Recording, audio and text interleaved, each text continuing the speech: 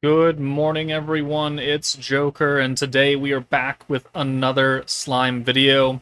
And the Tengu vs. Snake Duel for Love banner has come out, featuring the new Protector Benimaru and brand new Battle Unit Momiji.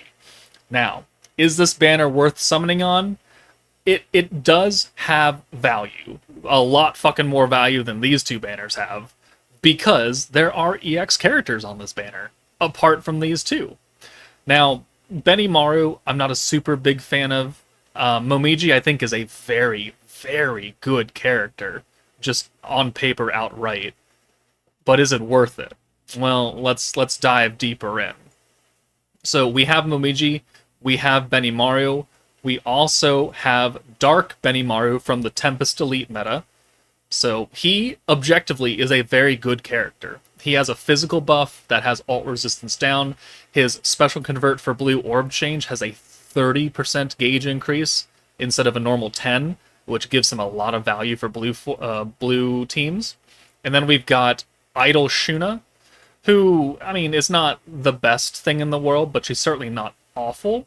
She's got a double alt swap, but it's to green orbs, and she's giving everybody synergy, and magic allies get synergy power. So, I mean, it's useful for this meta, because they want to use synergy. And then Bride Shuna is here as well, who Bride Shuna, is not the DPS she once was, but she still has that triple orb steal, which gives her a lot of value for a lot of players that don't currently have a triple orb stealer. So, overall, the EX characters featured on this banner have good value. They're all useful in some way, shape, or form, which is a lot more than other banners can say that have EX characters on them, or no EX characters on them. There are also other 5-star characters, so if we go even further down, we have Earth 2.0 Benimaru, or Fire 2.0 Benimaru, Sad Earth Soe, Earth Benimaru, and then Wind Hakuro, and Dark Shion. All of these characters, all these old 5-stars got a skill fusion that I will go over in a separate video. So all of them got it, and they're kind of just blah. They're just kind of blah. But let's actually talk about what the new characters do, in case you didn't watch the live stream. So Momiji, she's got pretty good stats. She's on Ogre's Pride, Wholehearted Devotion, and Commander. She is an AoE fire magic alt. So another magic meta, an AoE character, and she lowers defense, which is good. Her first skill gives, at level 10, guaranteed pierce for everybody, no restrictions, and then gives herself a 70% fire buff. That's a pretty good skill. This is good for her. Pierce by itself is not super strong, but if you can combine it with other things, it can become strong. Her second skill, everybody gets synergy, and all the enemies get 60% synergy resistance down. Alright? We have 2 big-time skills, and 3 of them are generic. And one of them is a personal buff, which makes her a DPS character. This is a good kit.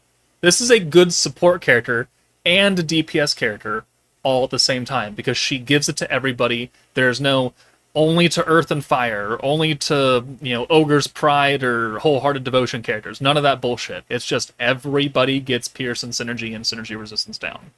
That's very good, and that's why she's a really good character, and we can make her do stupid amounts of damage with the right team setup. Her Valor trait seals body and spirit skills, not really that important. Her actual trait gives extra attack when you send 6 blues. It's good for a DPS character, but not really good for anything else. She's good, and she gets extra pierce power with Hakuro in a battle slot, which the free-to-play unit is Hakuro. Okay, cool. Benimaru, I'm not as big on. He's giving Ogre's Pride characters 60% damage against Earth. Ogre's Pride is a mid team right now. He raised your skill cap just like everything else. He gives magic allies 20% attack and defense, which goes up to 25 if you have him at level 120. His skill stacks alt damage at level 10 by 10% every single time. He gives blues extra skill points like a normal stacking protector, and then on turn 8 and beyond, so turn 8, 9, 10, 11, 12, whatever, he will give everybody a 100% pierce power buff, which goes very well with Momiji's guaranteed pierce. but it's only on turn 8 and beyond. So for the first 7 turns of the fight, this does not exist. It's only the 10% stacking alt damage and the blue skill point increase. And that's why I'm not super big on it, because you could have been stacking this entire time, right? You could have been stacking 10% ult and 10% pierce power. I don't see a problem with that. They just decided to give him a flat buff at the end, which kind of makes him not useful for 99% of the fight. So, okay, sure, whatever. His trait, if you have 70% or lower HP, you get extra attack. It's good in a stacking team. So overall, Benimaru, I think, is held back a little bit because a third of his skill is just not used for most of the fight. Ogre's Pride is not a super big-time team. Like, Benimaru is fine. Benimaru is good. Idol Shuna is fine. Bride Shuna is fine. These characters are just fucking old as shit, and they're all physical in a magic meta. So, you know, riddle me that. But it does have value. However, we are literally 3 months to the day away from the 3rd anniversary. It is July 28th, and the 3rd anniversary is going to be on October 28th. That is when the game came out in 2021. So, literally 3 months away from the 3rd anniversary. I still think that most people should be saving their hard-earned and not very friendly free-to-play crystals for the 3rd anniversary. If you have a blue stacking team of any type, if you have the Warriors Mind team, if you have the the Primal Demon team, if you have and anything else that can at least clear the EX2 beatdown battle of this month, you can skip, and I don't think you'll feel all that bad. If you are a brand spanking new player who does not have any teams to speak of, you should probably summon on this banner, because Momiji is objectively a very good character, and Benimaru, while I have issues with him, is a good protector to pair alongside Momiji. So if you can get these two, you're looking pretty good, and then you just put more support characters around her, and you call it a day. And with the Hakuro.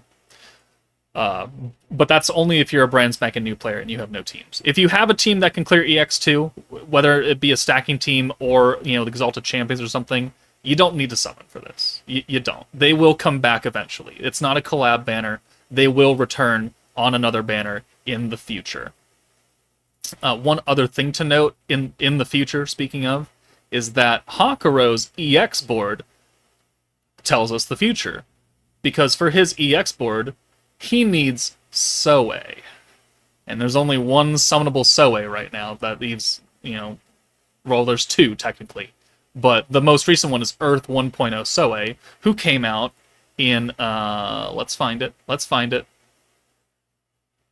April 5th of 2022. That's the last summonable Soe we got. So he is going to get a new character this month, well, August, in this meta for Ogre's Pride. So that's one slot down, which means we have one more battle character, whether it be Shuna or most likely a Xion, because she needs an EX battle unit because she doesn't have one. She has an EX protector. I think it's going to be a Xion. But we know that we have Soe coming at least. And if you like Soe, well then yeah, you can save for him, I guess. But I don't really know a lot of people that do. So overall, the banner does have value. It does have good featured characters. It's just that, again, I think it's a bit unnecessary getting this close to the 3rd anniversary. So I got very lucky. I pulled both of them in the same multi on my 3rd multi, and I did not have to spend a single crystal on this. It means I'm going to get horribly shafted for the entire rest of the month of August, but oh well, at least I got the protector and the AoE DPS. So that was very nice. Also a reminder, you will be able to get 2 free multis from the event shop by grinding the event. So you can get 20 tickets here, and you know someone out there will pull one of the characters or both of them off these 2 multis. So good luck on that.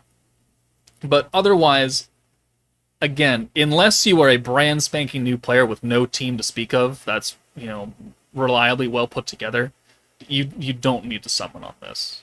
Alright, EX2 is not that difficult. A lot of EX teams can do that amount of damage, even if their green orbs are nerfed or something like that. So don't summon on this unless you really desperately need to. But if you did happen to summon, let me know in the comments how your luck went. Were you as lucky as me? hard to get luckier, but they do exist out there. Or were you horribly shafted? Let me know how it went, but that's it from me, guys. Take it easy, and I'll see you all later.